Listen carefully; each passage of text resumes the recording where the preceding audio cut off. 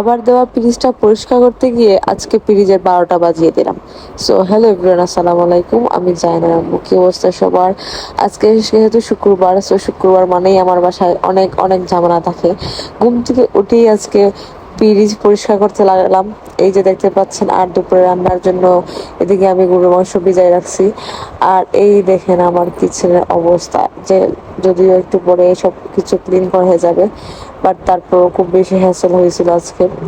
এই ফ্রিজটা হচ্ছে আমার বিয়ের ফ্রিজ, আমার অনেক শখের ফ্রিজ। মাত্র 5 বছর হয়েছে, আর আজকে আমি পরিষ্কার করতে গিয়ে চেনি দিয়ে বরফ তুলতে গিয়ে এই অবস্থা হয়েছে। সো অবশ্যই আমাকে কমেন্ট করে জানাবেন আপনাদের সাথেও কারোর সাথে এরকম হয়েছে কিনা, আর তখন আপনারা কি পদক্ষেপ নিয়েছিলেন। কিচেনে থাকা প্রত্যেকটা জিনিসই আমি ভালো মতো ক্লিন করে রাখি। প্রায় 2 মাস 2.5 মাস হয়ে গেছিল আর ফ্রিজ পরিষ্কার করা হয় নাই। সো ভাবলাম আজকে ফ্রিজটা একটু পরিষ্কার করি। এই দেখতে পাচ্ছেন আমার রান্নাঘরের হাল। ফ্রিজে অনেক অনেক পরিমাণের আইস জমে গেছিল, যার কারণে কোনো কিছু রাখতে খুব বেশি অসুবিধা লাগতেছিল, আর আমার ক্লিন না থাকলে খুবই খারাপ